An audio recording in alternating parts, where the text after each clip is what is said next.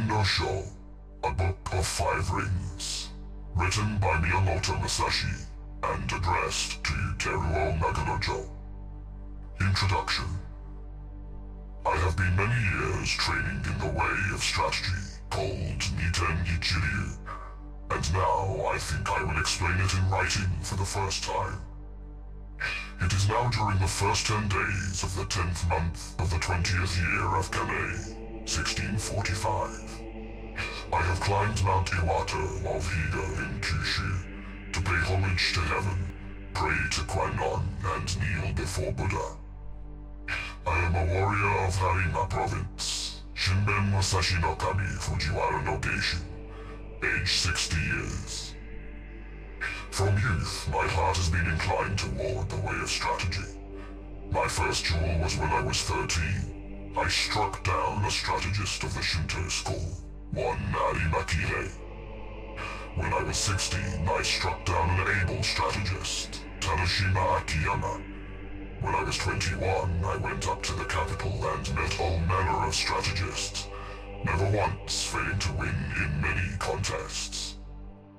After that, I went from province to province, dueling with strategists of various schools, and not once failed to win, even though I had as many as 60 encounters.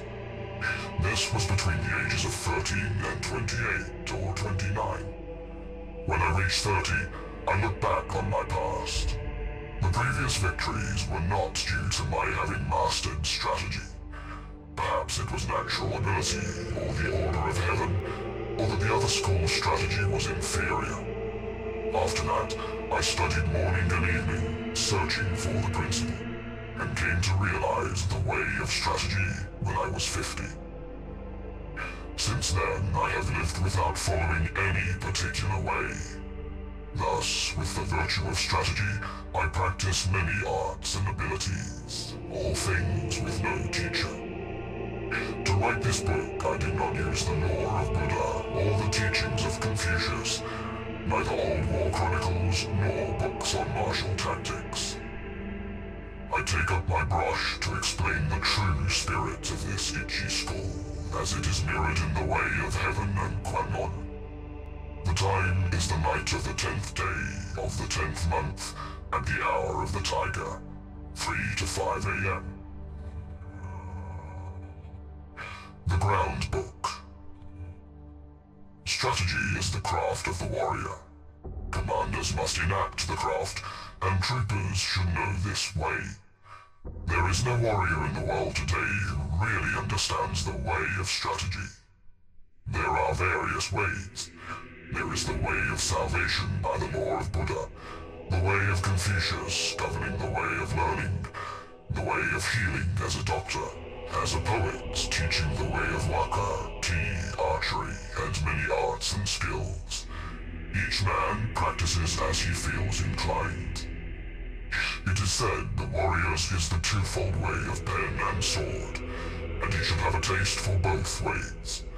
Even if a man has no natural ability, he can be a warrior by sticking assiduously to both divisions of the way. Generally speaking, the way of the warrior is resolute acceptance of death. Although not only warriors, but priests, women, peasants, and lowlier folk have been known to die readily in the cause of duty, or out of shame, this is a different thing. The warrior is different in that studying the way of strategy is based on overcoming men. By victory gained in crossing swords with individuals, or in joining battle with large numbers, we can attain power and fame for ourselves or for our lord. This is the virtue of strategy. The way of strategy. In China and Japan, practitioners of the way have been known as masters of strategy. Warriors must learn this way. Recently, there have been people getting on in the world as strategists, but they are usually just sword fencers. The attendants of the Kashima Kantori shrines of the province Itachi received instruction from the gods and made schools based on this teaching, traveling from country to country, instructing men. This is the recent meaning of strategy. In olden times, strategy was listed among the 10 abilities and 7 arts as a beneficial practice. It was certainly an art, but as beneficial practice, it was not limited to sword fencing. The true value of sword fencing cannot be seen within the confines of sword fencing technique. If we look at the world, we see arts for sale. Men use equipment to sell their own selves. As if with the nut and the flower, the nut has become less than the flower.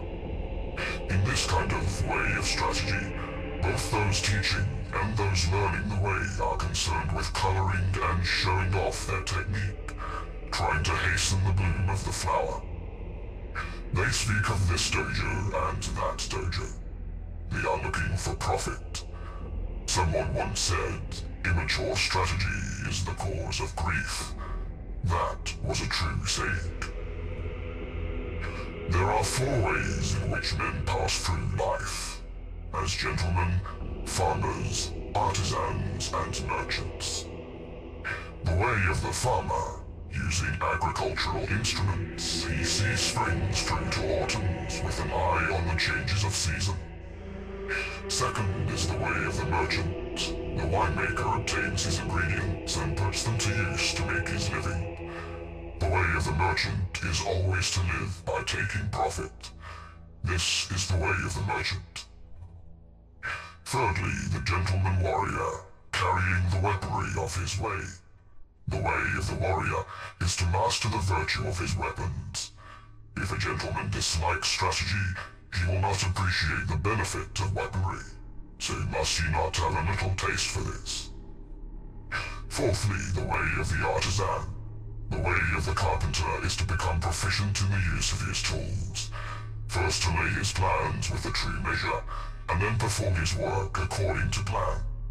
Thus he passes through life. These are the 4 ways of the gentleman, the farmer, the artisan, and the merchant. Comparing the way of the carpenter to strategy. The comparison with carpentry is through the connection with houses. Houses of the nobility, houses of warriors, the 4 houses, ruin of houses, thriving of houses, the style of the house, the tradition of the house, and the name of the house. The carpenter uses a master plan of the building, and the way of strategy is similar in that there is a plan of the campaign. If you want to learn the craft of war, ponder over this book. The teacher is as a needle. The disciple is as thread. You must practice constantly. Like the foreman carpenter, the commander must know natural rules, and the rules of the country, and the rules of houses. This is the way of the foreman. The foreman carpenter must know the architectural theory of towers and temples, and the plans of palaces, and must employ men to raise up houses. The way of the foreman carpenter is the same as the way of the commander of a warrior house. In the construction of houses, choice of woods is made. Straight unknotted timber of good appearance is used for the revealed pillars. Straight timber with small defects is used for the inner pillars. Timber of the finest appearance, even if a little weak, is used for the thresholds, lintels, doors, and sliding doors, and so on. Good strong timber, though it be gnarled and knotted, can always be used discreetly in construction. Timber which is weak or knotted throughout should be used as scaffolding, and later for firewood. The foreman carpenter allots his men work according to their ability. Floor layers, makers of sliding doors, thresholds and lintels, ceilings and so on. Those of poor ability lay the floor joist, and those of lesser ability carve wedges and do such miscellaneous work. If the foreman knows and deploys his men well, the finished work will be good. The foreman should take into account the abilities and limitations of his men, circulating among them and asking nothing unreasonable. He should know their morale and spirits and encourage them when necessary. This is the same as the principle of strategy. The way of strategy. Like a trooper, the carpenter sharpens his own tools. He carries his equipment in his toolbox and works under the direction of his foreman. He makes columns and girders with an axe, shapes floorboards and shelves with the plane, cuts fine openwork and carvings accurately, giving as excellent a finish as his skill will allow. This is the craft of carpenters. When the carpenter becomes skilled and understands measures, he can become a foreman. The carpenter's attainment is having tools which will cut well to make small shrines, writing shelves, tables, paper lanterns, chopping boards, and pot lids. These are the specialities of the carpenter. Things are similar for the trooper. You ought to think deeply about this. The attainment of the carpenter is that his work is not warped, that the joints are not misaligned, and that the work is truly plain so that it meets well and is not merely finished in sections. This is essential. If you want to learn this way, deeply consider the things written in this book one at a time. You must do sufficient research. Outline of the 5 books of this book of strategy. The way is shown in 5 books concerning different aspects. These are ground, water, fire, tradition, wind, and void. The body of the way of strategy from the viewpoint of my Ichi school is explained in the ground book. It is difficult to realize the true way just through sword fencing. Know the smallest things and the biggest things, and the shallowest things and the deepest things, as if it were a straight road mapped out on the ground. The first book is called the ground book. Second is the water book. With water as the basis, the spirit becomes like water. Water adopts the shape of its receptacle. It is sometimes a trickle and sometimes a wild sea. Water has a clear blue color. By the clarity, things of Ichi school are shown in this book. If you master the principles of sword fencing, when you freely beat one man, you beat any man in the world. The spirit of defeating a man is the same for 10 million men. The strategist makes small things into big things, like building a great Buddha from a 1-foot model. I cannot write in detail how this is done.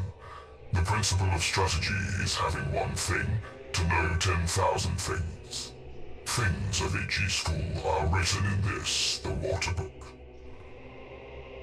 Third is the fire book. This book is about fighting. The spirit of fire is fierce, whether the fire be small or big, and so it is with battles. The way of battles is the same for man-to-man fights and for 10,000 aside battles. You must appreciate that spirit can become big or small. What is big is easy to perceive. What is small is difficult to perceive. In short, it is difficult for large numbers of men to change position, so their movements can be easily predicted. An individual can easily change his mind, so his movements are difficult to predict. You must appreciate this. The essence of this book is that you must train day and night in order to make quick decisions. In strategy, it is necessary to treat training as a part of normal life, with your spirit unchanging.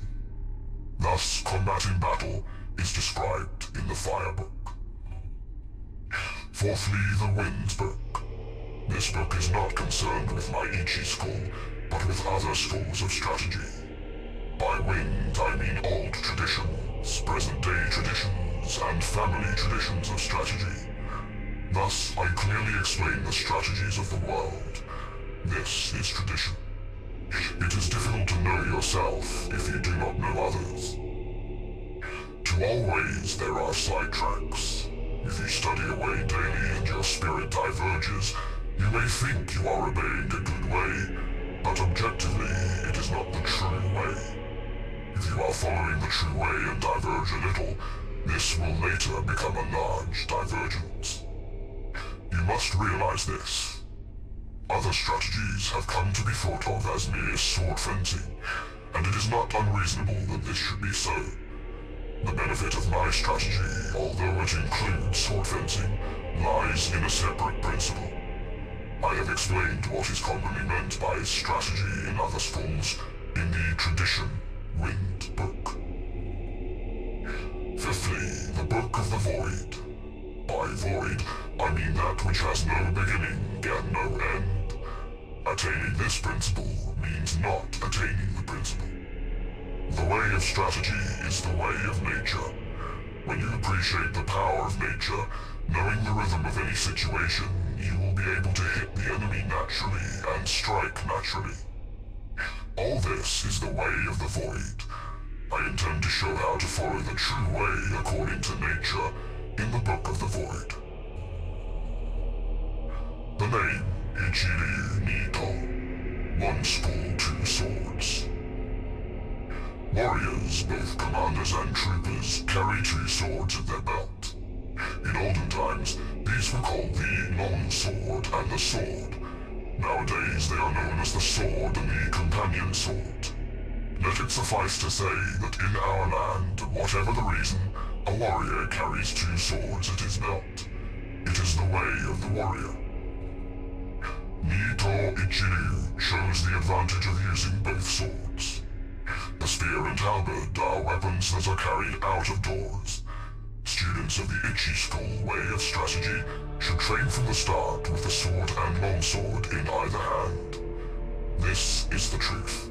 When you sacrifice your life, you must make fullest use of your weaponry. It is false not to do so, and to die with a weapon yet undrawn. If you hold a sword with both hands, it is difficult to wield it freely to left and right. So my method is to carry the sword in one hand. This does not apply to large weapons such as the spear or halberd, but swords and companion swords can be carried in one hand. It is encumbering to hold a sword in both hands when you are on horseback, when running on uneven roads, on swampy ground, muddy rice fields, stony ground, or in a crowd of people. To hold the longsword in both hands is not the true way, for if you carry a bow or spear or other arms in your left hand, you have only one hand free for using the longsword. However, when it is difficult to cut an enemy down with one hand, you must use both hands. It is not difficult to wield a sword in one hand. The way to learn this is to train with two longswords, one in each hand. It will seem difficult at first, but everything is difficult at first.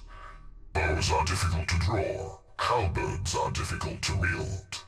As you become accustomed to the bow, so your pull will become stronger.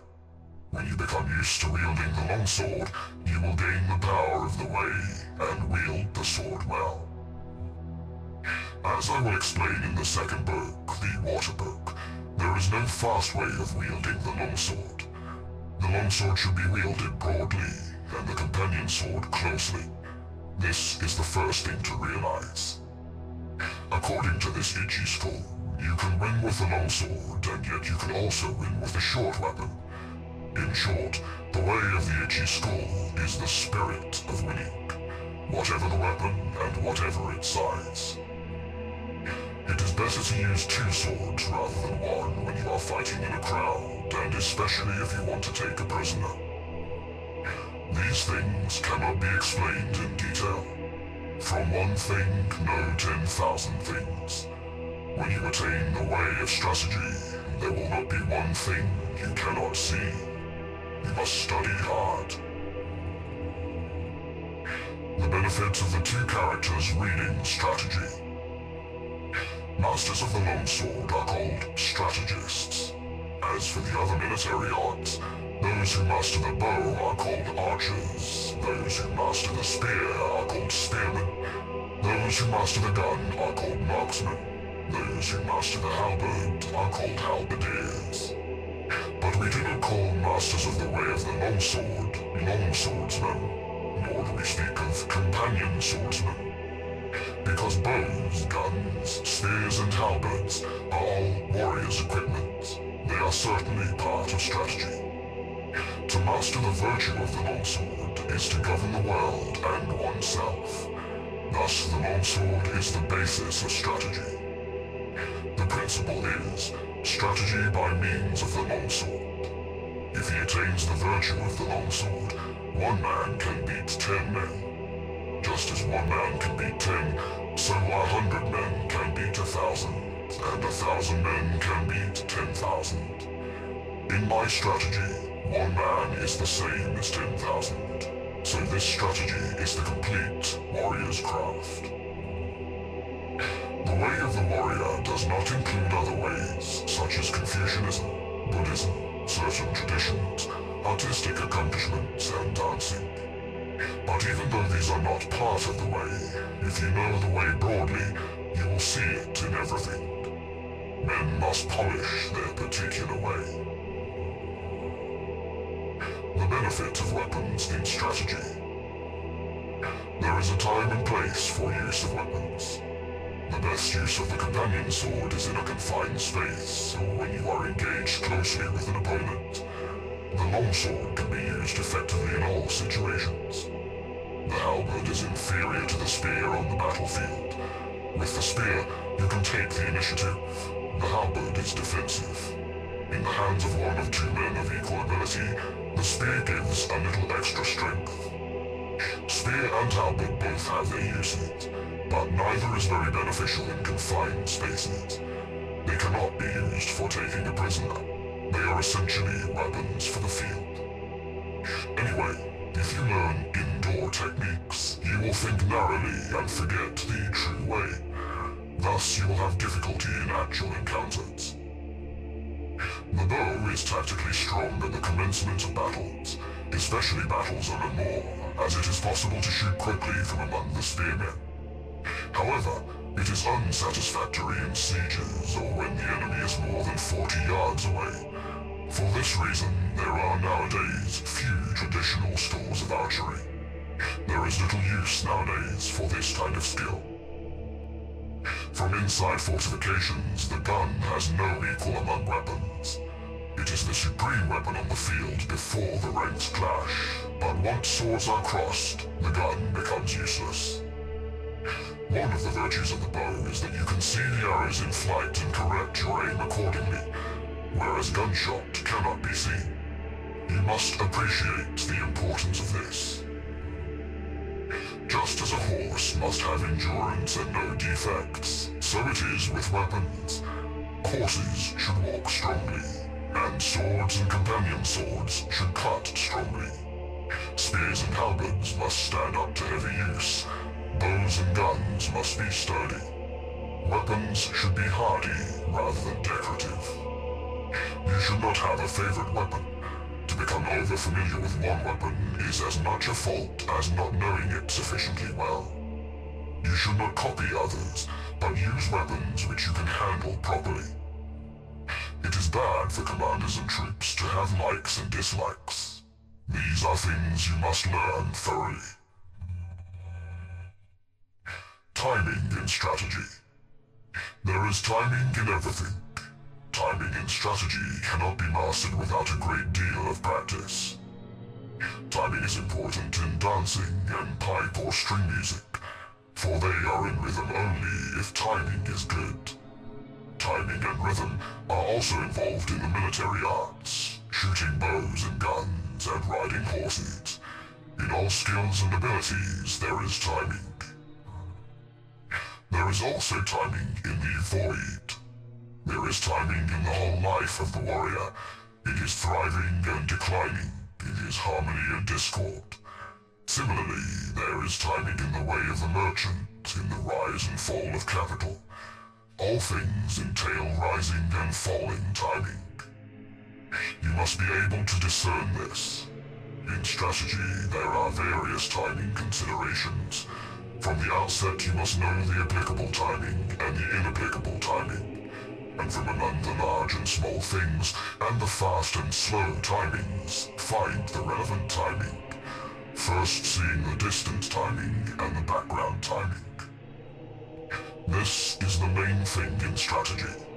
It is especially important to know the background timing, otherwise your strategy will become uncertain.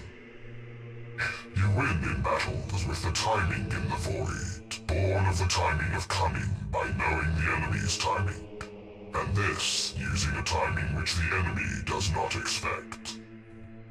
All the 5 books are chiefly concerned with timing. You must train sufficiently to appreciate all this. If you practice day and night in the above Ichi school strategy, your spirit will naturally broaden. Thus is large-scale strategy and the strategy of hand-to-hand combat propagated in the world. This is recorded for the first time in the 5 books of ground, water, fire, tradition, wind, and void. This is the way for men who want to learn my strategy. Do not think dishonestly. The way is in training. Become acquainted with every art. Know the ways of all professions. Distinguish between gain and loss in worldly matters. Develop intuitive judgment and understanding for everything. Perceive those things which cannot be seen. Pay attention even to trifles. Do nothing which is of no use. It is important to start by setting these broad principles in your heart and train in the way of strategy. If you do not look at these things on a large scale, it will be difficult for you to master strategy.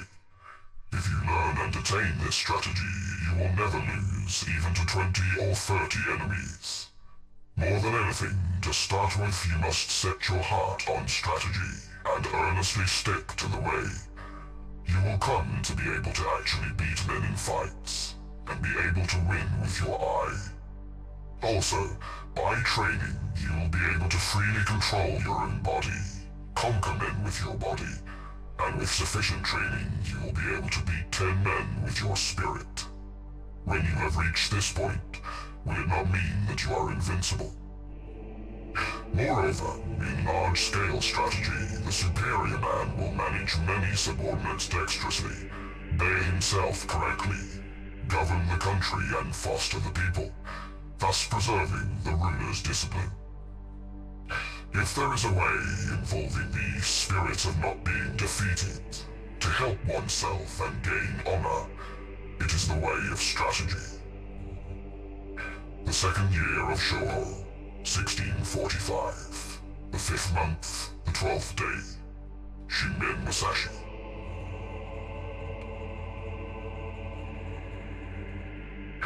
The Water Book. The spirit of Niccyan Ichi's school of strategy is based on water, and this water book explains methods of victory as the longsword form of the Ichi school. Language does not extend to explaining the way in detail, but it can be grasped intuitively. Study this book, read a word, then ponder on it. If you interpret the meaning loosely, you will mistake the way. The principles of strategy are written down here in terms of single combat, but you must think broadly so that you can attain an understanding for 10,000-a-side battles. Strategy is different from other things in that if you mistake the way even a little, you will become bewildered and fall into bad ways. If you merely read this book, you will not reach the way of strategy. Absorb the things written in this book. Do not just read, memorize, or imitate, but so that you realize the principle from within your own heart. Study hard to absorb these things into your body. Spiritual bearing in strategy. In strategy, your spiritual bearing must not be any different from normal. Both in fighting and in everyday life, you should be determined though calm. Meet the situation without tenseness, yet not recklessly. Your spirit settled, yet unbiased. Even when your spirit is calm, do not let your body relax. And when your body is relaxed, do not let your spirit slacken. Do not let your spirit be influenced by your body, or your body influenced by your spirit. Be neither insufficiently spirited nor over-spirited. An elevated spirit is weak, and the low spirit is weak. Do not let the enemy see your spirit. Small people must be completely familiar with the spirits of large people. and large people must be familiar with the spirit of small people. Whatever your size, do not be misled by the reactions of your own body. With your spirit open and unconstricted, look at things from a high point of view. You must cultivate your wisdom and spirit. Polish your wisdom. Learn public justice. Distinguish between good and evil. Study the ways of different arts one by one. When you cannot be deceived by men, you will have realized the wisdom of strategy. Stance in strategy. Adopt a stance with the head erect, neither hanging down nor looking up, nor twisted. Your forehead and the space between your eyes should not be wrinkled. Do not roll your eyes nor allow them to blink, but slightly narrow them. With your features composed, keep the line of your nose straight with a feeling of slightly flaring your nostrils. Hold the line of the rear of your neck straight. Instill vigor into your hairline, and in the same way from the shoulders down through your entire body. Lower both shoulders, and without the buttocks jutting out, put strength into your legs from the knees to the tops of your toes. Brace your abdomen so that you do not bend at the hips. Wedge your companion's sword in your belt against your abdomen, so that your belt is not slack. This is called wedging in. In all forms of strategy, it is necessary to maintain the combat stance in everyday life, and to make your everyday stance your combat stance. You must research this well. The gaze in strategy. The gaze should be large and broad. This is the twofold gaze, perception and sight. Perception is strong, and sight weak. In strategy, it is important to see distant things as if they were close, and to take a distance view of close things. It is important in strategy to know the enemy's sword, and not to be distracted by insignificant movements of his sword. You must study this. The gaze is the same for single combat and for large-scale combat.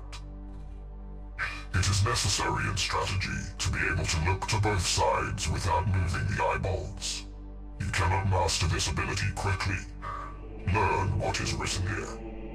Use this gaze in everyday life, and do not vary it, whatever happens. Holding the longsword. Grip the longsword with a rather floating feeling in your thumb and forefinger, with the middle finger neither tight nor slack, and with the last two fingers tight. It is bad to have play in your hands. When you take up a sword, you must feel intent on cutting the enemy. As you cut an enemy, you must not change your grip, and your hands must not cower. When you dash the enemy's sword aside or ward it off, or force it down, you must slightly change the feeling in your thumb and forefinger. Above all, you must be intent on cutting the enemy in the way you grip the sword. The grip for combat and for sword testing is the same. There is no such thing as a man-cutting grip. Generally, I dislike fixedness in both long swords and hands. Fixedness means a dead hand. Pliability is a living hand. You must bear this in mind. Footwork. With the tips of your toes somewhat floating, tread firmly with your heels. Whether you move fast or slow, with large or small steps, your feet must always move as in normal walking. I dislike the three walking methods known as jumping foot, floating foot, and fixed steps. So-called yin-yang foot is important to the way. Yin-yang foot means not moving only one foot. It means moving your feet left-right and right-left when cutting, withdrawing, or warding off a cut. You should not move one foot preferentially. The 5 attitudes. The 5 attitudes are upper, middle, lower, right side, and left side. These are the 5. Although attitude has these 5 dimensions, the one purpose of all of them is to cut the enemy. There are none but these 5 attitudes. Whatever attitude you are in, do not be conscious of making the attitude. Think only of cutting. Your attitude should be large or small according to the situation. Other lower and middle attitudes are decisive. Left and right side attitudes are fluid. Left and right attitudes should be used if there is an obstruction of the head or to one side. The decision to use left or right depends on the place. The essence of the way is this. To understand attitude, you must thoroughly understand the middle attitude. The middle attitude is the heart of the attitudes. If we look at strategy on a broad scale, the middle attitude is the seat of the commander, with the other 4 attitudes following the commander. You must appreciate this. The way of the long sword. Knowing the way of the long sword means we can wield with 2 fingers the sword that we usually carry. If we know the path of the sword well, we can wield it easily. If you try to wield the long sword quickly, you will mistake the way. To wield the long sword well, you must wield it calmly. If you try to wield it quickly, like a folding fan or a short sword, you will err by using short sword chopping. You cannot cut a man with a long sword using this method. When you have cut downwards with the long sword, lift it straight upwards. When you have cut sideways, return the sword along the sideways path. Return the sword in a reasonable way, always stretching the elbows broadly. Wield the sword strongly. This is the way of the long sword. If you learn to use the 5 approaches of my strategy, you will be able to wield a sword well.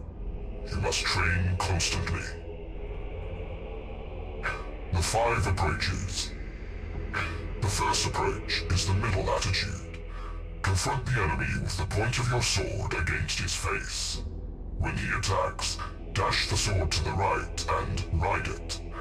Or, when the enemy attacks, deflect the point of his sword by hitting downwards. Keep your longsword where it is, and as the enemy renews the attack, cut his arms from below. This is the first method. The 5 approaches are this kind of thing. You must train repeatedly using a longsword in order to learn them. When you master my way of the longsword, you will be able to control any attack the enemy makes. I assure you, there are no attitudes other than the 5 attitudes of the longsword of Niccyan. In the second approach with the longsword, from the upper attitude, cut the enemy just as he attacks. If the enemy evades the cut, keep your sword where it is, and, scooping from below, cut him as he renews the attack. It is possible to repeat the cut from here. In this method, there are various changes in timing and spirit. You will be able to understand this by training in the Ichi school. You will always win with the 5 longsword methods. You must train repeatedly. In the third approach, adopt the lower attitude, anticipating scooping up. When the enemy attacks, hit his hands from below. As you do so, he may try to hit your sword down. If this is the case, cut his upper arms horizontally with a feeling of crossing. This means that from the lower attitudes, you hit the enemy at the instant that he attacks. You encounter this method often, both as a beginner and in later strategy. You must train holding the longsword. In the fourth approach, adopt the left side attitude. As the enemy attacks, hit his hands from below. If, as you hit his hands, he attempts to dash down your sword with the feeling of hitting his hands, parry the path of his longsword and cut across from above your shoulder. This is the way of the longsword. Through this method, you win by parrying the line of the enemy's attack. You must study this. In the fifth approach, the sword is in the right side attitude. In accordance with the enemy's attack, cross your sword from below at the side of the upper attitude, then cut straight from above. This method is essential for knowing the way of the longsword well. If you can use this method, you can freely wield a heavy longsword. I I cannot describe in detail how to use these 5 approaches. You must become well acquainted with my in harmony with the longsword way, learn large-scale timing, understand the enemy's longsword, and become used to the 5 approaches from the outset. You will always win by using these 5 methods, with various timing considerations discerning the enemy's spirit. You must consider all this carefully. The Attitude, No Attitude teaching. Attitude, no attitude means that there is no need for what are known as long sword attitudes. Even so, attitudes exist as the 5 ways of holding the longsword. However you hold the sword, it must be in such a way that it is easy to cut the enemy well, in accordance with the situation, the place, and your relation to the enemy. From the upper attitude, as your spirit lessens, you can adopt the middle attitude, and from the middle attitude, you can raise the sword a little in your technique and adopt the upper attitude. From the lower attitude, you can raise the sword a little and adopt the middle attitudes as the occasion demands. According to the situation, if you turn your sword from either the left side or right side attitude towards the center, the middle or the lower attitude results. The principle of this is called existing attitude, non-existing attitude. The primary thing when you take a sword in your hands is your intention to cut the enemy, whatever the means. When you parry, hit, spring, strike or touch the enemy's cutting sword, you must cut the enemy in the same movement. It is essential to attain this. If you think only of hitting, springing, striking or touching the enemy, you will not be able to actually cut him. More than anything, you must be thinking of carrying your movement through to cutting him. You must thoroughly research this. Attitude and strategy on a larger scale is called battle array. Such attitudes are all for winning battles. Fixed formation is bad. Study this well. To hit the enemy in one timing. In one timing means when you have closed with the enemy to hit him as quickly and directly as possible, without moving your body or settling your spirit, while you see that he is still undecided. The timing of hitting before the enemy decides to withdraw, break or hit is this in one timing. You must train to achieve this timing, to be able to hit in the timing of an instant. The abdomen timing of 2. When you attack and the enemy quickly retreats, as you see him tense, you must feint a cut.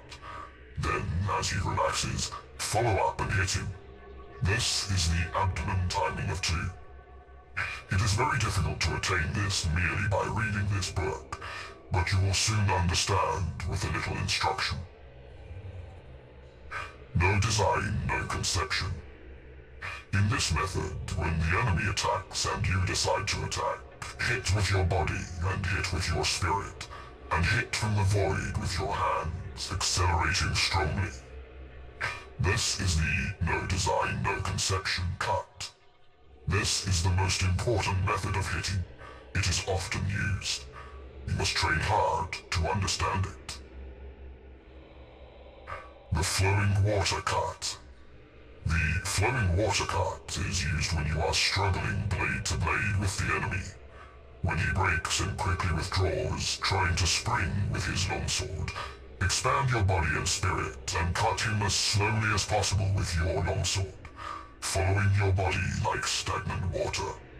You can cut with certainty if you learn this. You must discern the enemy's grade. Continuous cut. When you attack and the enemy also attacks and your swords spring together, in one action cut his head, hands and legs. When you cut several places with one sweep of the longsword, it is the continuous cut. You must practice this cut. It is often used. With detailed practice, you should be able to understand it. The fire and stones cut. The fire and stones cut means that when the enemy's longsword and your longsword clash together, you cut as strongly as possible without raising the sword even a little. This means cutting quickly with the hands, body and legs, all three cutting strongly. If you train well enough, you will be able to strike strongly. The red leaves cut. The red leaves cut means knocking down the enemy's sword. The spirit should be getting control of his sword. When the enemy is in a longsword attitude in front of you and intent on cutting, hitting and parrying, you should strongly hit the enemy's sword with the fire and stones cut, perhaps in the design of the no design, no conception cut. If you then beat down the point of his sword with a sticky feeling, he will necessarily drop the sword. If you practice this cut, it becomes easy to make the enemy drop his sword. You must train repetitively. The body in place of the longsword. Also, the longsword in place of the body. Usually, we move the body and sword at the same time to cut the enemy. However, according to the enemy's cutting method, you can dash against him with your body first, and afterwards cut with the sword. If his body is immovable, you can cut first with the longsword, but generally you hit first with the body and then cut with the longsword. You must research this well and practice hitting. Cut and slash. To cut and slash are two different things. Cutting, whatever form of cutting it is decisive with a resolute spirit. Slashing is nothing more than touching the enemy. Even if you slash strongly, and even if the enemy dies instantly, it is slashing. When you cut, your spirit is resolved. You must appreciate this. If you first slash the enemy's hands or legs, you must then cut strongly. Slashing is in spirit the same as touching. When you realize this, they become indistinguishable. Learn this well. Chinese monkey's body. The Chinese monkey's body is the spirit of not stretching out your arms. The spirit is to get in quickly, without in the least extending your arms before the enemy cuts. If you are intent upon not stretching out your arms, you are effectively far away. The spirit is to go in with your whole body. When you come to within arm's reach, it becomes easy to move your body in. You must research this well. Glue and lacquer emulsion body. The spirit of glue and lacquer emulsion body is to stick to the enemy and not separate from him. When you approach the enemy, stick firmly with your head, body and legs. People tend to advance their head and legs quickly, but their body lags behind. You should stick firmly so that there is not the slightest gap between the enemy's body and your body. You must consider this carefully. To strive for height. By to strive for height is meant when you close with the enemy, to strive with him for superior height without cringing. Stretch your legs, stretch your hips, and stretch your neck face to face with him. When you think you have won and you are the higher, thrust in strongly. You must learn this. To apply stickiness. When the enemy attacks and you also attack with the longsword, you go in with a sticky feeling and fix your longsword against the enemy's as you receive his cut. The spirit of stickiness is not hitting very strongly, but hitting so that the longswords do not separate easily. It is best to approach as calmly as possible when hitting the enemy's longsword with stickiness. The difference between stickiness and entanglement is that stickiness is firm and entanglement is weak. You must appreciate this. The body strike. The body strike means to approach the enemy through a gap in his guard. The spirit is to strike him with your body. Turn your face a little aside and strike the enemy's breast with your left shoulder thrust out. Approach with a spirit of bouncing the enemy away, striking as strongly as possible in time with your breathing. If you achieve this method of closing with the enemy, you will be able to knock him 10 or 20 feet away. It is possible to strike the enemy until he is dead. Train well. 3 ways to parry his attack. There are three methods to parry a cut. First, by dashing the enemy's longsword to your right, as if thrusting at his eyes when he makes an attack. Or to parry by thrusting the enemy's longsword towards his right eye with a feel of snipping his neck. Or, when you have a short longsword, without worrying about parrying the enemy's longsword, to close with him quickly, thrusting at his face with your left hand. These are the three ways of parrying. You must bear in mind that you can always clench your left hand and thrust at the enemy's face with your fist. For this, it is necessary to train well. To stab at the face. To stab at the face means, when you are in confrontation with the enemy, that your spirit is intent on stabbing at his face, following the line of the blades with the point of your longsword. If you are intent on stabbing at his face and body will become rideable. When the enemy becomes rideable, there are various opportunities for winning. You must concentrate on this. When fighting and the enemy's body become as if rideable, you can win quickly. So you ought not to forget to stab at the face. You must pursue the value of this technique through training. To stab at the heart. To stab at the heart means when fighting and there are obstructions above or to the sides, and whenever it is difficult to cut, to thrust at the enemy. You must stab at the enemy's breast without letting the point of your longsword waver, showing the enemy the ridge of the blade square on, and with the spirit of deflecting his longsword. The spirit of this principle is often useful when we become tired or for some reason our longsword will not cut. You must understand the application of this method. To scold, tut-tut. Scold means that when the enemy tries to countercut as you attack, you countercut again from below as if thrusting at him, trying to hold him down. With very quick timing you cut, scolding the enemy. Thrust up, tut, and cut, tut. This timing is encountered time and time again in exchanges of blows.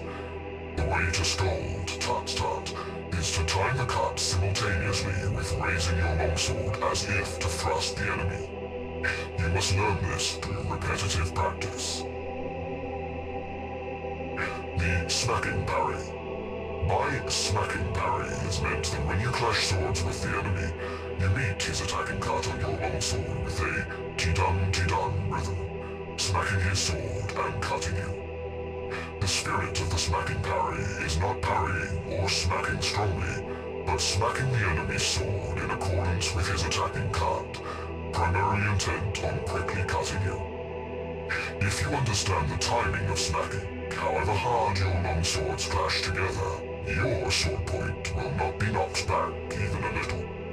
You must research sufficiently to realize this. There are many enemies. There are many enemies applies when you are fighting one against many. Draw both sword and companion sword and assume a wide-stretched left and right attitude. The spirit is to chase the enemies around from side to side, even though they come from all four directions. Observe their attacking order, then go to meet first those who attack first.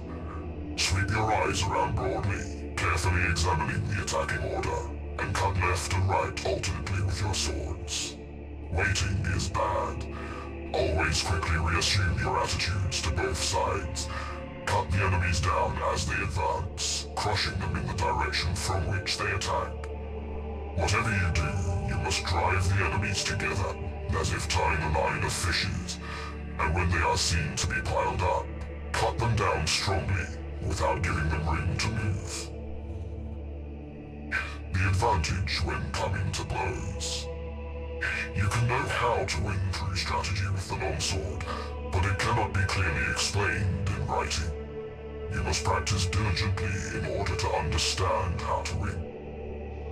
Oral tradition. The true way of strategy is revealed in the longsword. One cut. You can win with certainty with the spirit of one cut. It is difficult to attain this if you do not learn strategy well. If you train well in this way, strategy will come from your heart and you will be able to win at will. You must train diligently. Direct communication. The spirit of direct communication is how the true way of the neat or itchy skull is received and handed down. Oral tradition. Teach your body strategy. Recorded in the above book is an outline of itchy skull sword fighting. To learn how to win with the longsword in strategy, first learn the 5 approaches and the 5 attitudes, and absorb the way of the longsword naturally in your body.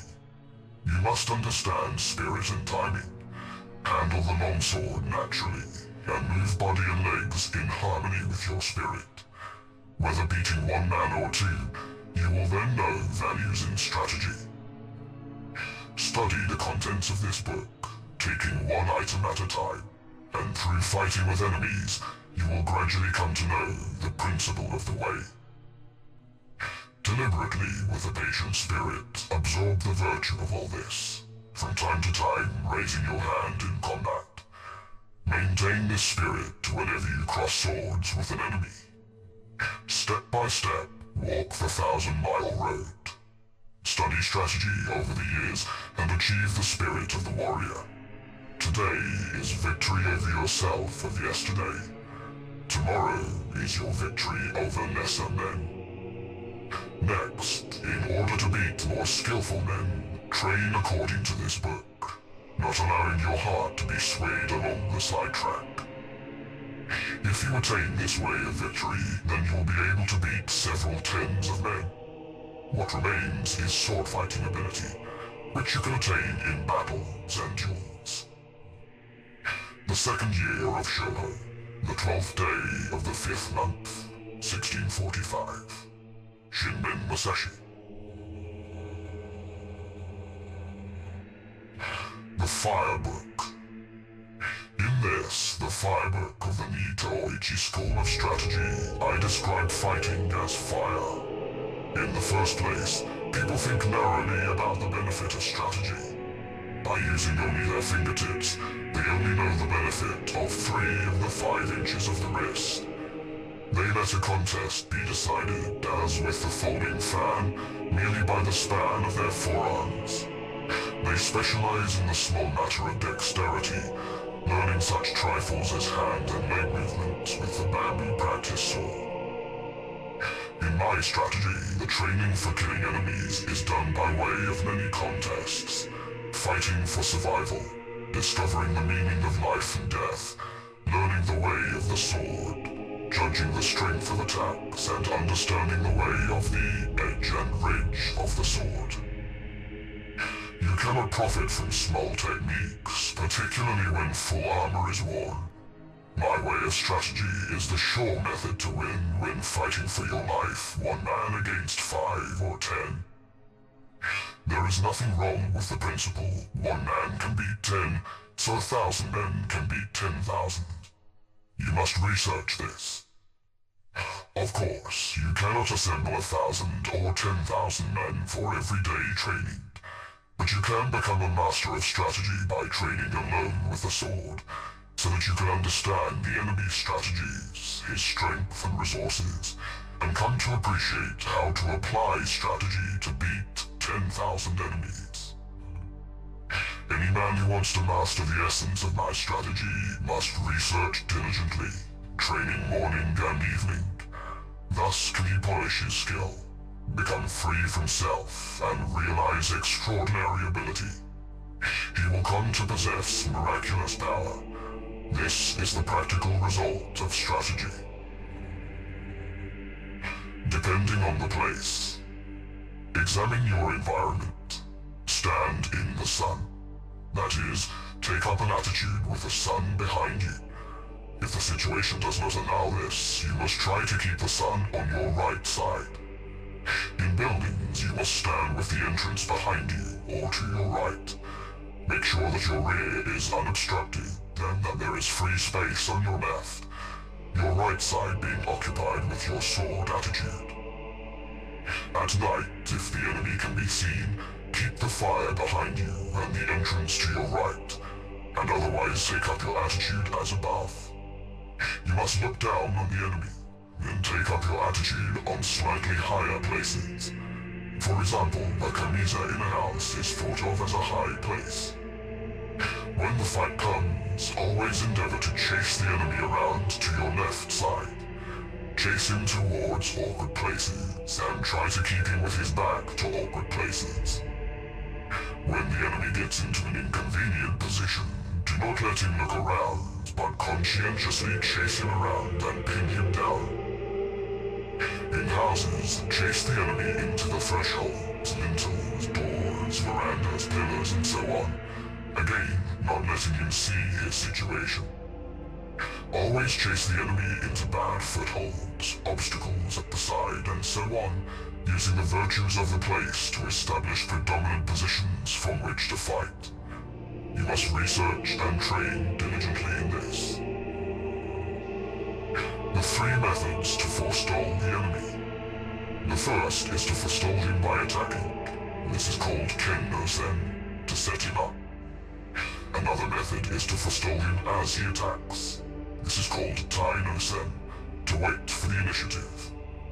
The other method is when you and the enemy attack together.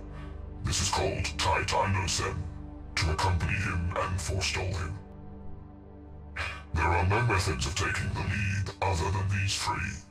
Because you can win quickly by taking the lead, it is one of the most important things in strategy.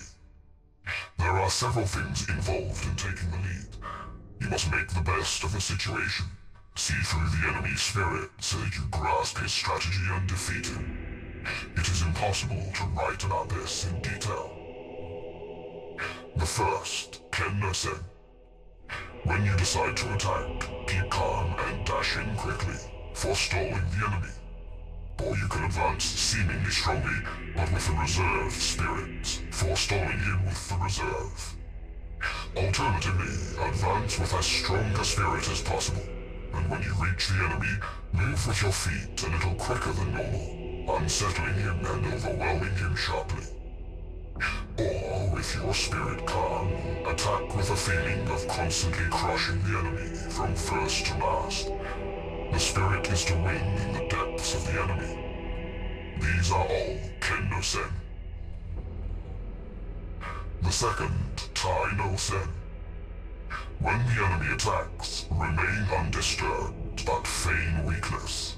As the enemy reaches you, suddenly move away, indicating that you intend to jump aside. Then dash in, attacking strongly as soon as you see the enemy relax. This is one way. Or, as the enemy attacks, attack more strongly, taking advantage of the resulting disorder in his timing to win. This is the Tai no Sen principle. The third, Tai no Sen. When the enemy makes a quick attack, you must attack strongly and calmly. Aim for his weak point as he draws near, and strongly defeat him. Or, if the enemy attacks calmly, you must observe his movement, and, with your body rather floating, join in with his movements as he draws near. Move quickly and cut in strongly. This is Tai no Sen. These things cannot be clearly explained in words. You must research what is written here. In these 3 ways of forestalling, you must judge the situation. This does not mean that you always attack first, but if the enemy attacks first, you can lead him around. In strategy, you have effectively won when you forestall the enemy, so you must train well to attain this. To hold down a pillar.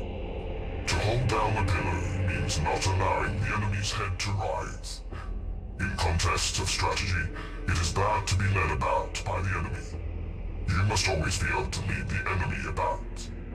Obviously, the enemy will also be thinking of doing this, but he cannot forestall you if you do not allow him to come out. In strategy, you must stop the enemy as he attempts to cut. You must push down his thrust and throw off his hold when he tries to grapple. This is the meaning of to hold down a pillar. When you have grasped this principle, whatever the enemy tries to bring about in the fight, you will see in advance and suppress it. The spirit is to check his attack at the syllable at.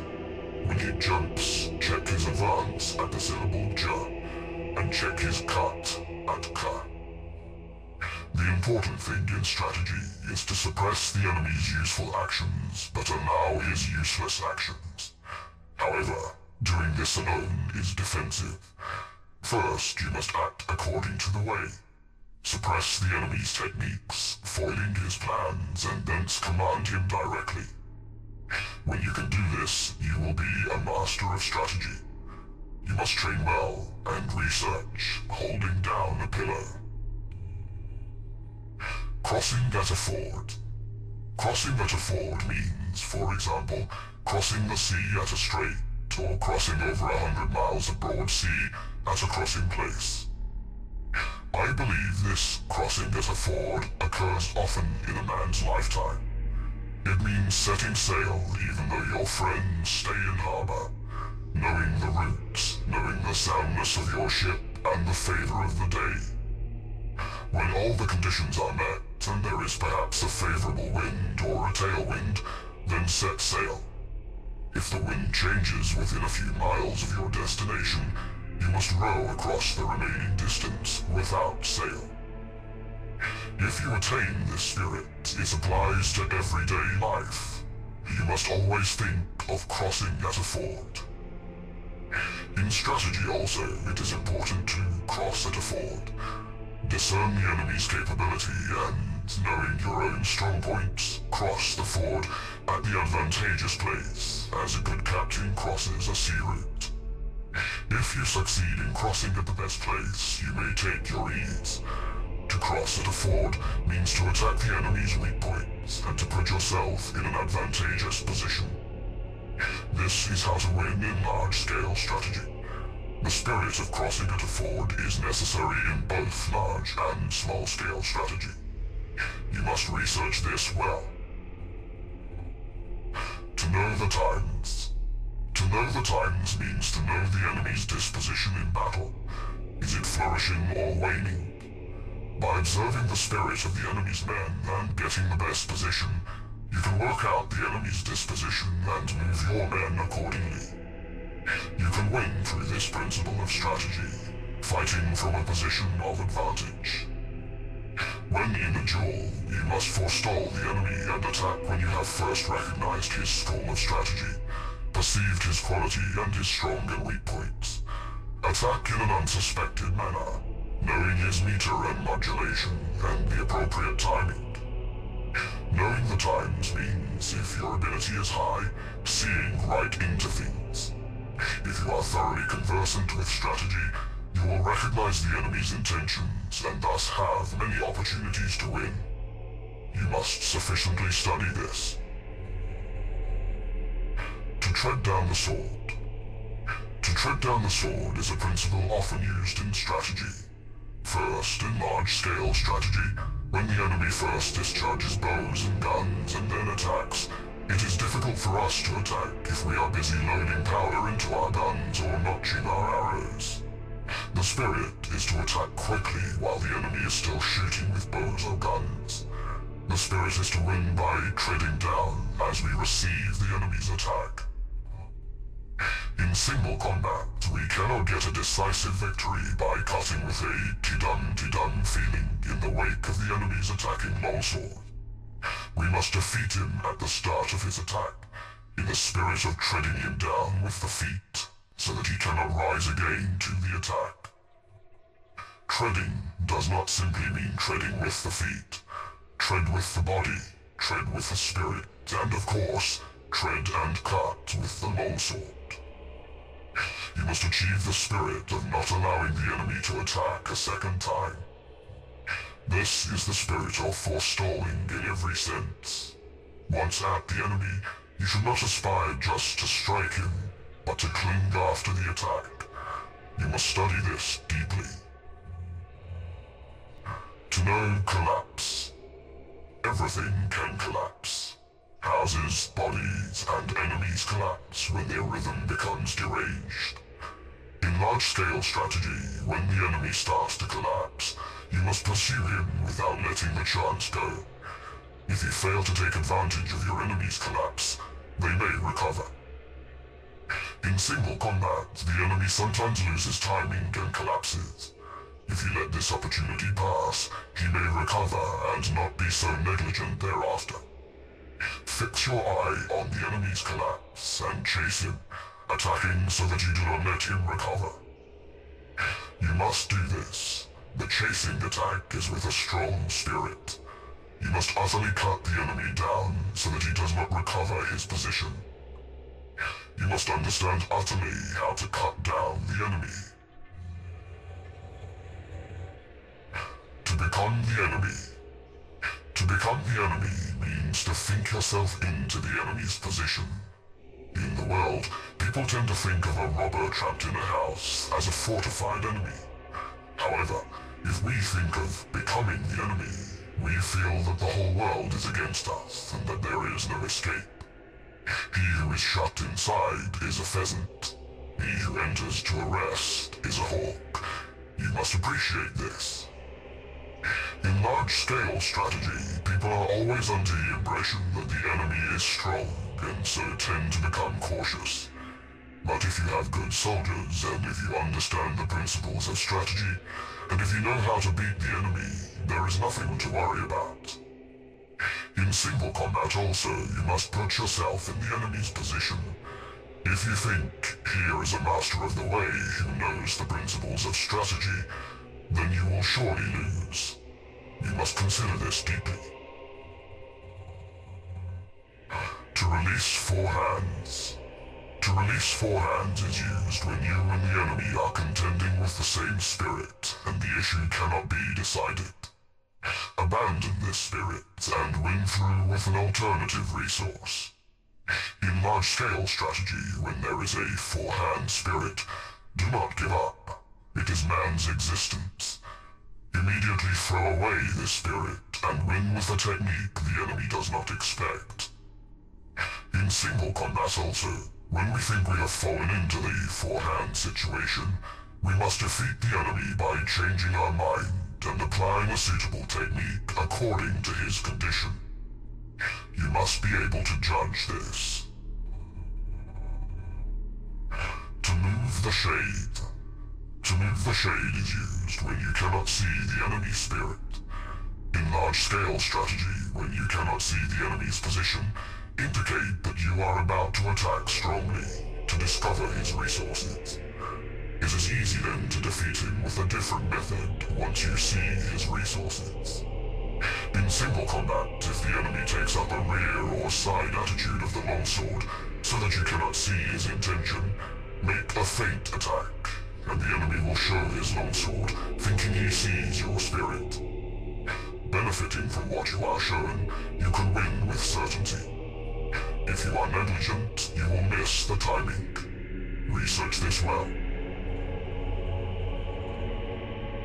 To hold down a shadow. Holding down a shadow is used when you can see the enemy's attacking spirit. In large-scale strategy, when the enemy embarks on an attack, if you make a show of strongly suppressing his technique, he will change his mind.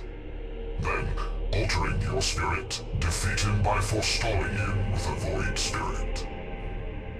Or in single combat, hold down the enemy's strong intention with a suitable timing, and defeat him by forestalling him with this timing. You must study this well. To pass on. Many things are said to be passed on. Sleepiness can be passed on, and yawning can be passed on. Time can be passed on also. In large-scale strategy, when the enemy is agitated and shows an inclination to rush, do not mind in the least. Make a show of complete calmness, and the enemy will be taken by this and will become relaxed. When you see that this spirit has been passed on, you can bring about the enemy's defeat by attacking strongly with a void spirit. In single combat, you can win by relaxing your body and spirit, and then, catching on the moment the enemy relaxes, attack strongly and quickly, forestalling him. What is known as getting somewhat drunk is similar to this. You can also infect the enemy with a bored, careless, or weak spirit. You must study this well. To cause loss of balance. Many things can cause a loss of balance. One cause is danger, another is hardship, and another is surprise. You must research this. In large-scale strategy, it is important to cause loss of balance. Attack without warning where the enemy is not expecting it, and while his spirit is undecided, follow up your advantage and, having the lead, defeat him. Or in single combat, start by making a show of being slow, then suddenly attack strongly. Without allowing him space for breath to recover from the fluctuation of spirit, you must grasp the opportunity to win. Get to the feel of this. To frighten. Fright often occurs, caused by the unexpected. In large-scale strategy, you can frighten the enemy not by what you present to their eyes, but by shouting, making a small force seem large, or threatening them from the flank without warning. These things all frighten. You can win by making best use of the enemy's frightened rhythm. In single combat also, you must use the advantage of taking the enemy unawares by frightening him with your body, longsword or voice, to defeat him. You should research this well. To soak in. When you have come to grips and are striving together with the enemy, and you realize that you cannot advance, you soak in and become one with the enemy. You can win by applying a suitable technique while you are mutually entangled. In battles involving large numbers, as well as in fights with small numbers, you can often win decisively with the advantage of knowing how to soak into the enemy, whereas were you to draw apart, you would lose the chance to win. Research this well. To injure the corners. It is difficult to move strong things by pushing directly, so you should injure the corners. In large-scale strategy, it is beneficial to strike at the corners of the enemy's force. If the corners are overthrown, the spirit of the whole body will be overthrown. To defeat the enemy, you must follow up the attack when the corners have fallen. In single combat, it is easy to win once the enemy collapses. This happens when you injure the corners of his body, and thus weaken him. It is important to know how to do this, so you must research this deeply. To throw into confusion. This means making the enemy lose resolve. In large-scale strategy, we can use your troops to confuse the enemy on the field. Observing the enemy's spirit, we can make him think, here, there, like that, like this, slow and fast. Victory is certain when the enemy is caught up in a rhythm that confuses his spirit. In single combat, we can confuse the enemy by attacking with fairy techniques when the chance arises. Feint a thrust or cut, or make the enemy think you are going to close with him, and when he is confused, you can easily win. This is the essence of fighting, and you must research it deeply. The three shouts. The three shouts are divided thus: before, during, and after. Shout according to the situation. The voice is a thing of life. We shout against fires and so on, against the wind and the waves. The voice shows energy. In large-scale strategy at the start of battle, we shout as loudly as possible. During the fight, the voice is low-pitched, shouting out as we attack. After the contest, we shout in the wake of our victory. These are the three shouts. In single combat, we make as if to cut and shout A at the same time to disturb the enemy. Then in the wake of our shout, we cut with the longsword. We shout after we have cut down the enemy. This is to announce victory. This is called Sengo no Koi, before and after voice. We do not shout simultaneously with flourishing the longsword. We shout during the fight to get into rhythm. Research this deeply. To mingle. In battles, when the armies are in confrontation, attack the enemy's strong points, and when you see that they are beaten back, quickly separate and attack yet another strong point on the periphery of his force. The spirit of this is like a winding mountain path. This is an important fighting method for one man against many. Strike down the enemies in one quarter or drive them back, then grasp the timing and attack further strong points to right and left as if on a winding mountain path, weighing up the enemy's disposition. When you know the enemy's level, attack strongly with no trace of retreating spirit. In single combat too, use this spirit with the enemy's strong points. What is meant by mingling is the spirit of advancing and becoming engaged with the enemy, and not withdrawing even one step. You must understand this. To crush. This means to crush the enemy regarding him as being weak. In large-scale strategy, when we see that the enemy has few men, or if he has many men but his spirit is weak and disordered, we knock the hat over his eyes, crushing him utterly. If we crush lightly, he may recover. You must learn the spirit of crushing as if with a hand grip.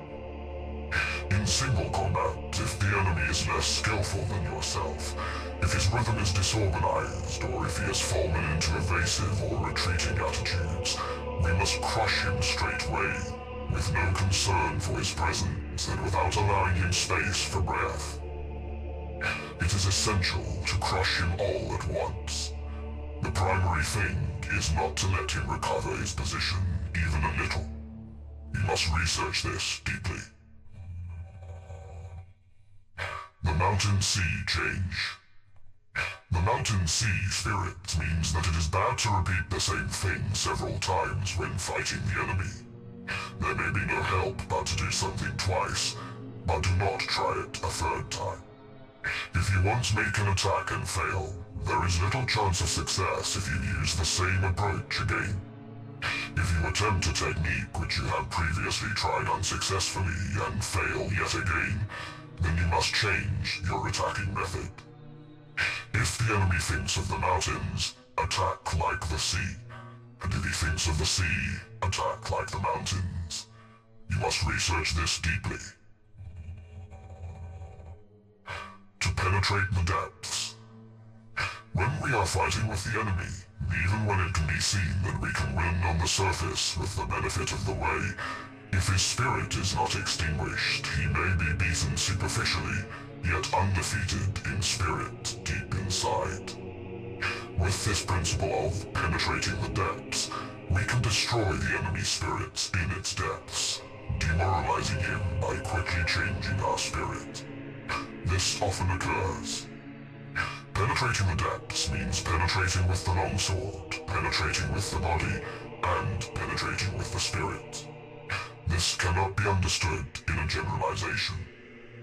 Once we have crushed the enemy in the depths, there is no need to remain spirited, but otherwise we must remain spirited.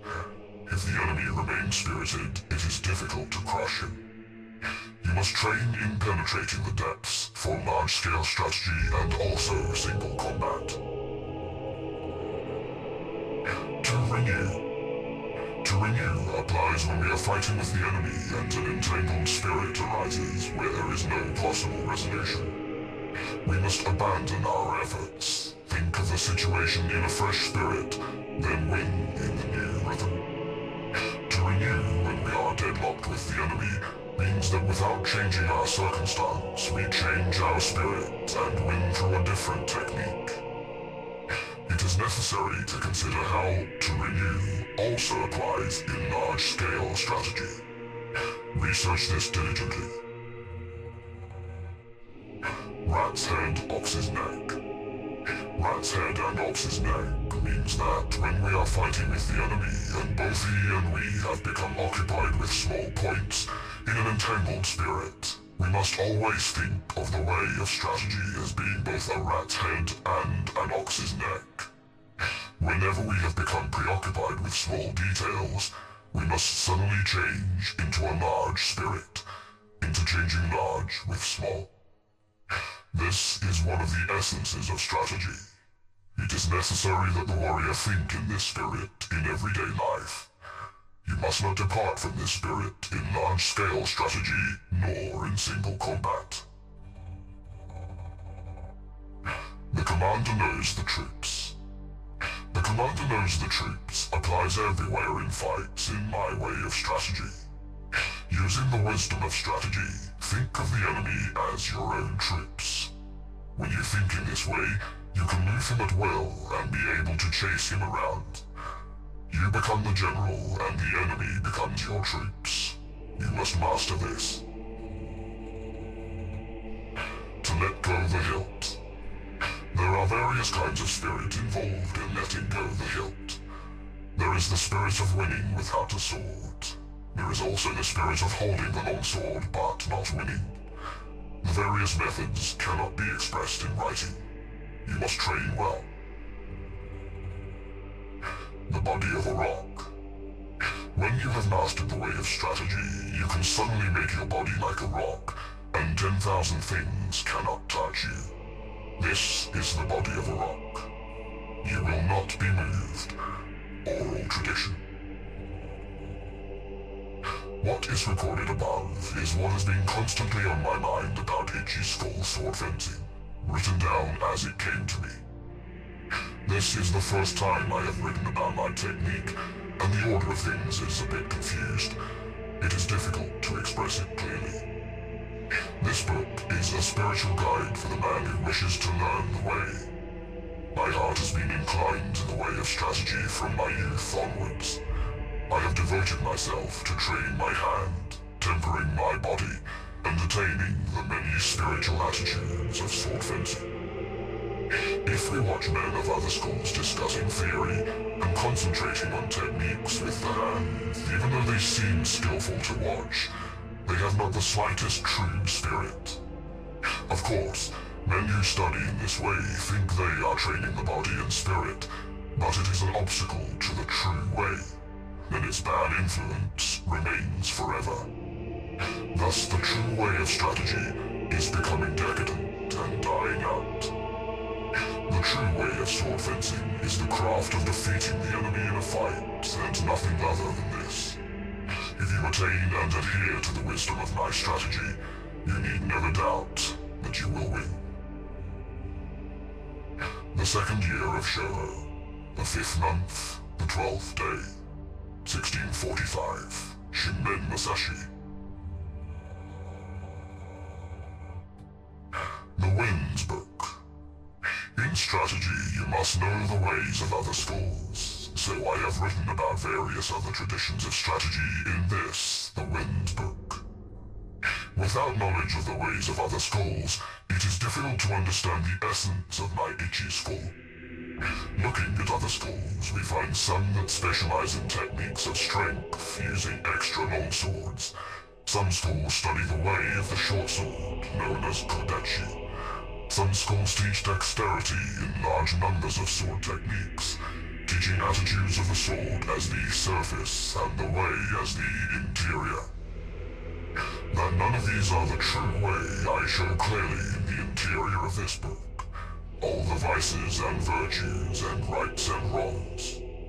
My Itchy school is different. Other schools make accomplishments their means of livelihood, growing flowers and decoratively coloring articles in order to sell them. This is definitely not the way of strategy. Some of the world's strategists are concerned only with sword fencing, and limit their training to flourishing the longsword and carriage of the body. But is dexterity alone sufficient to win? This is not the essence of the way. I have recorded the unsatisfactory points of other schools one by one in this book. You must study these matters deeply to appreciate the benefit of my Nito Itchy school. Other schools using extra long swords. Some other schools have a liking for extra long swords.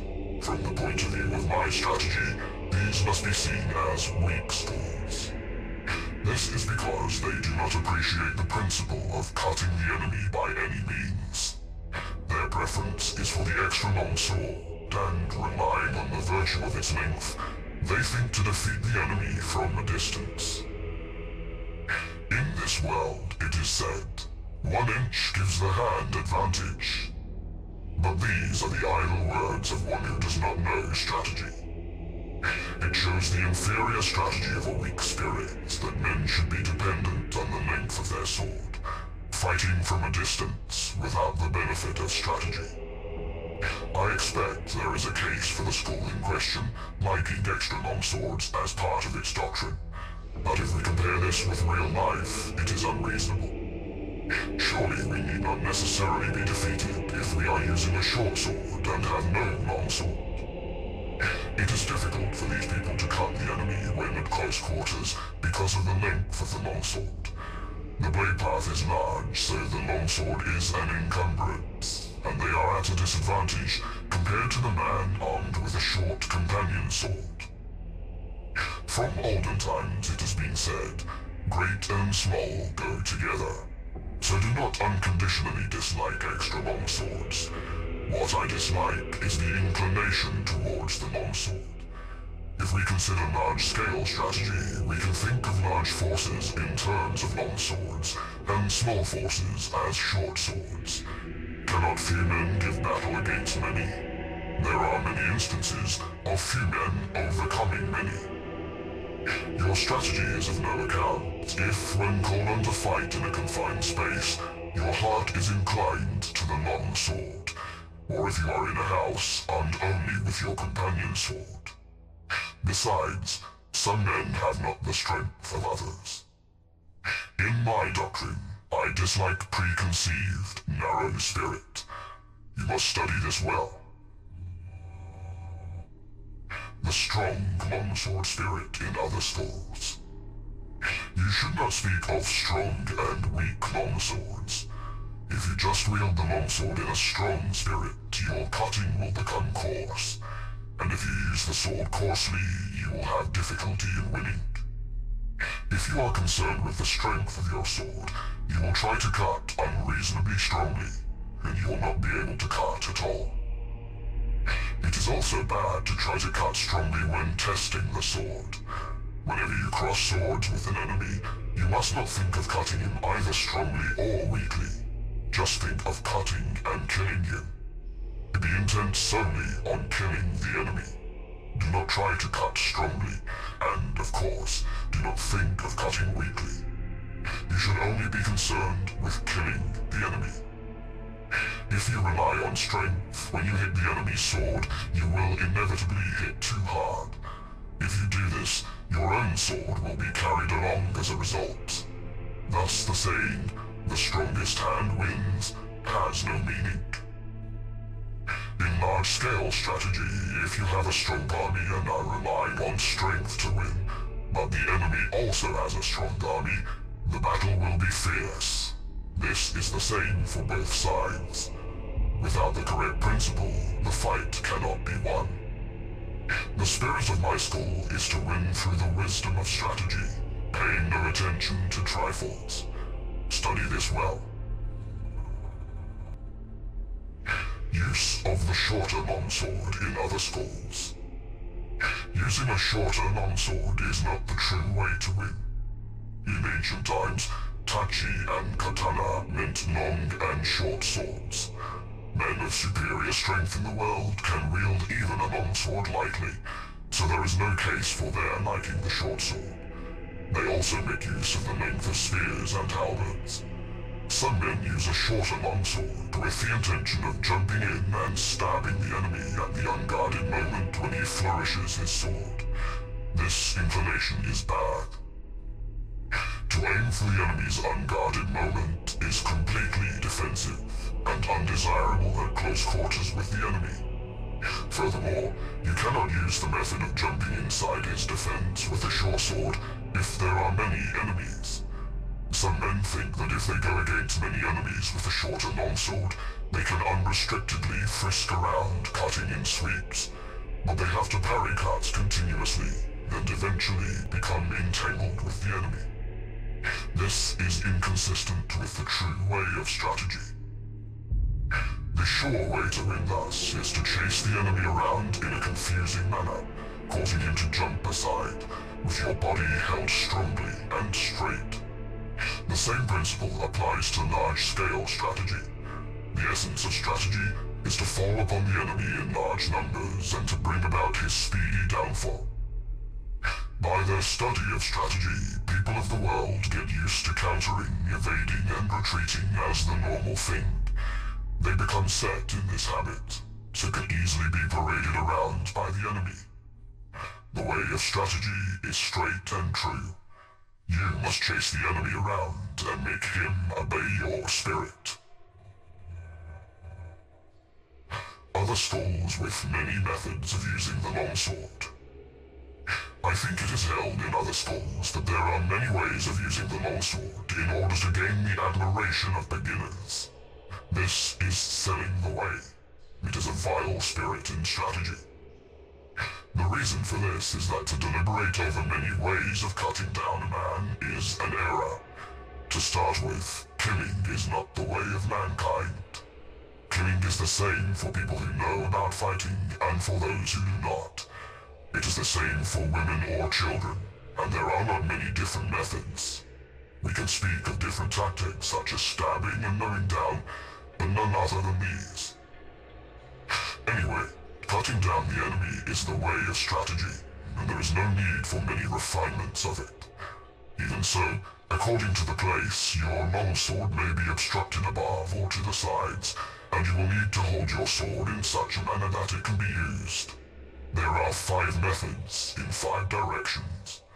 Methods apart from these 5, hand twisting, body bending, jumping out, and so on, to cut the enemy are not the true way of strategy. In order to cut the enemy, you must not make twisting or bending cuts. This is completely useless. In my strategy, I bear my spirit and body straight, and cause the enemy to twist and bend. The necessary spirit is to win by attacking the enemy when his spirit is warped. You must study this well. Use of attitudes of the longsword in other schools. Placing a great deal of importance on the attitudes of the longsword is a mistaken way of thinking. What is known in the world as attitude applies when there is no enemy. The reason is that this has been a precedent since ancient times, but there should be no such thing as, this is the modern way to do it, dueling. You must force the enemy into inconvenient situations. Attitudes are for situations in which you are not to be moved. That is, for garrisoning castles, battle array, and so on, showing the spirit of not being moved even by a strong assault. In the way of dueling, however, you must always be intent upon taking the lead and attacking. Attitude is the spirit of awaiting an attack. You must appreciate this. In duels of strategy, you must move the opponent's attitude. Attack where his spirit is lax, throw him into confusion, irritate and terrify him. Take advantage of the enemy's rhythm when he is unsettled, and you can win. I dislike the defensive spirit known as attitude. Therefore, in my way, there is something called attitude, no attitude.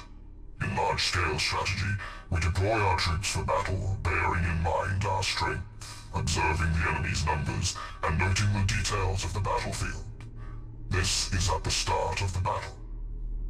The spirit of attacking is completely different from the spirit of being attacked. Bearing an attack well with a strong attitude, and parrying the enemy's attack well, is like making a wall of spears and halberds. When you attack the enemy, your spirit must go to the extent of pulling the stakes out of a wall and using them as spears and halberds. You must examine this well.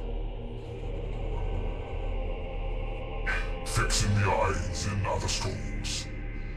Some schools maintain that the eyes should be fixed on the enemy's longsword.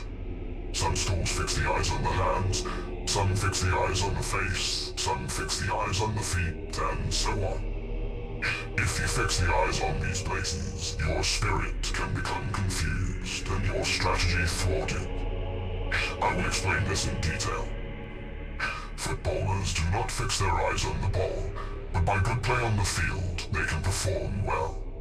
When you become accustomed to something, you are not limited to the use of your eyes.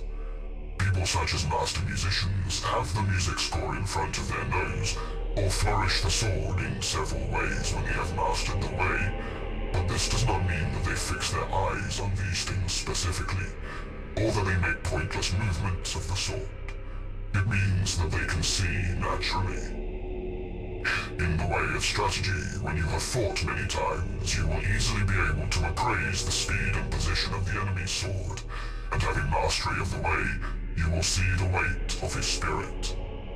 In strategy, fixing the eyes means gazing at the man's heart. In large-scale strategy, the area to watch is the enemy's strength. Perception and sight are the two methods of seeing.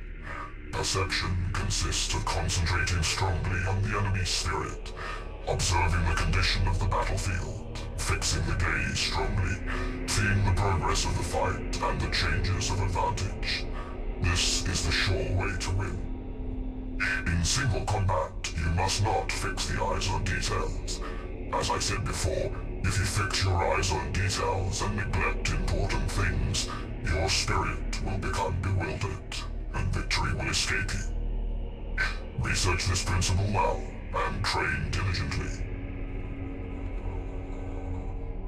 Use of the feet in other schools. There are various methods of using the feet. Floating foot, jumping foot, springing foot, treading foot, crow's foot, and such nimble walking methods. From the point of view of my strategy, these are all unsatisfactory. I dislike floating foot because the feet always tend to float during the fight. The way must be trod firmly. Neither do I like jumping foot because it encourages the habit of jumping and a jumpy spirit. However much you jump, there is no real justification for it, so jumping is bad. Springing foot causes a springing spirit, which is indecisive. Treading foot is a waiting method, and I especially dislike it. Apart from these, there are various fast walking methods, such as crow's foot and so on. Sometimes, however, you may encounter the enemy on marshland, swampy ground, river valleys, stony ground, or narrow roads, in which situations you cannot jump or move the feet quickly. In my strategy, the footwork does not change. I always walk as I usually do in the street. You must never lose control of your feet. According to the enemy's rhythm, move fast or slowly, adjusting your body not too much and not too little. Carrying the feet is important also in large-scale strategy. This is because if you attack quickly and thoughtlessly, without knowing the enemy's spirit, your rhythm will become deranged and you will not be able to win. Or if you advance too slowly, you will not be able to take advantage of the enemy's disorder. The opportunity to win will escape, and you will not be able to finish the fight quickly. You must win by seizing upon the enemy's disorder and derangement, and by not according him even a little hope of recovery. Practice this well. Speed in other schools. Speed is not part of the true way of strategy. Speed implies that things seem fast or slow according to whether or not they are in rhythm. Whatever the way, the master of strategy does not appear fast. Some people can walk as fast as 100 or 120 miles in a day, but this does not mean that they can run continuously from morning till night. Unpracticed runners may seem to have been running all day, but their performance is poor. In the way of dance, accomplished performers can sing while dancing, but when beginners try this, they slow down and their spirit becomes busy. The old pine tree melody, beaten on a leather drum, is tranquil, but when beginners try this, they slow down and their spirit becomes busy. Very skillful people can manage a fast rhythm, but it is bad to beat hurriedly. If you try to beat too quickly, you will get out of time. Of course, slowness is bad. Really skillful people never get out of time and are always deliberate and never appear busy. From this example, the principle can be seen. What is known as speed is especially bad in the way of strategy. The reason for this is that depending on the place, marsh or swamp and so on, it may not be possible to move the body and legs together quickly. Still less will you be able to cut quickly if you have a long sword in this situation. If you try to cut quickly, as if using a fan or short sword, you will not actually cut even a little.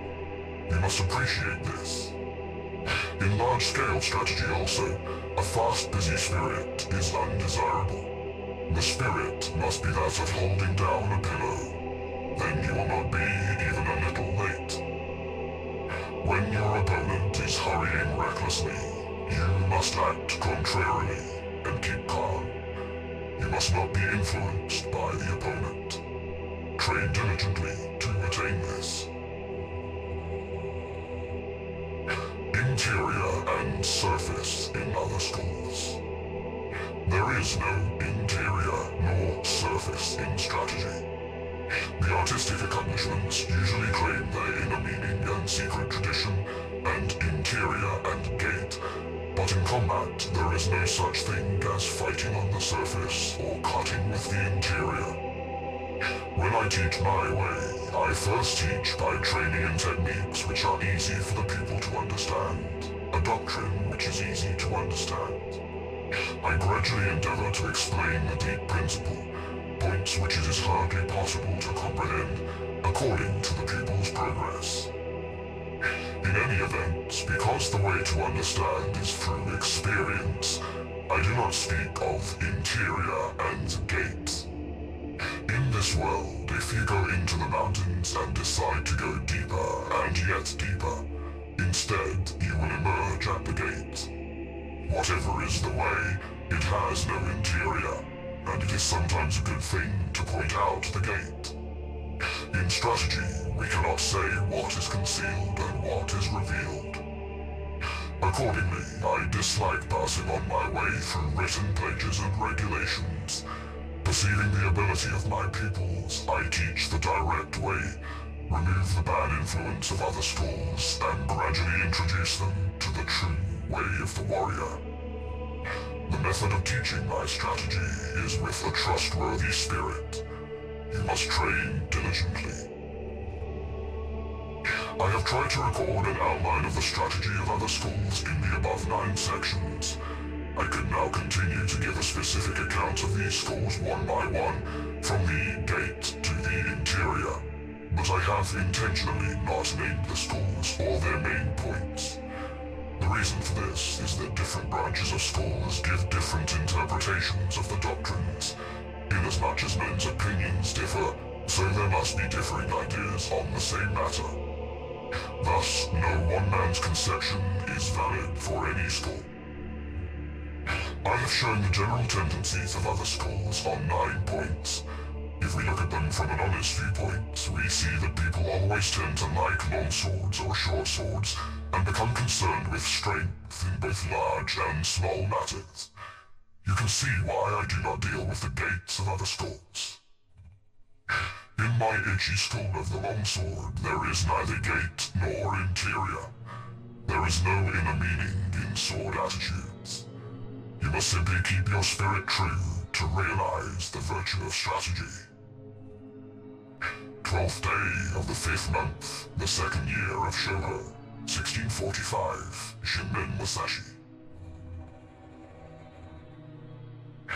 The Book of the Void. The Nikko Ichi way of strategy is recorded in this, the Book of the Void. What is called the Spirit of the Void is where there is nothing. It is not included in man's knowledge. Of course, the void is nothingness. By knowing things that exist, you can know that which does not exist. That is the void. People in this world look at things mistakenly and think that what they do cannot understand must be the void. This is not the true void. It is bewilderment. In the way of strategy also, those who study as warriors think that whatever they cannot understand in their craft is the void. This is not the true void. To attain the way of strategy as a warrior, you must study fully other martial arts and not deviate even a little from the way of the warrior. With your spirit settled, accumulate practice day by day and hour by hour. Polish the twofold spirit, heart and mind, and sharpen the twofold gaze, perception and sight. When your spirit is not in the least clouded, when the clouds of bewilderment clear away, there is the true void. Until you realize the true way, whether in Buddhism or in common sense, you may think that things are correct and in order. However, if we look at things objectively from the viewpoint of laws of the world, we see various doctrines departing from the true way. Know well this spirit, and with forthrightness as the foundation and the true spirit, as the way. Enact strategy broadly, correctly, and openly. Then you will come to think of things in a wide sense, and taking the void as the way, you will see the way as void.